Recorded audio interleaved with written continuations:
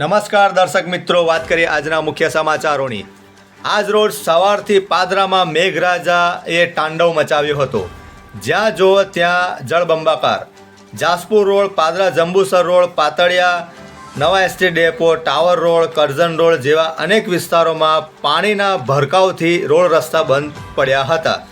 અનેક જગ્યા પર ટુ વ્હીલર, ફોર વ્હીલર બંધ થતાં ધક્કા મારી પોતાના ઘરે જવા મળ્યા હતા।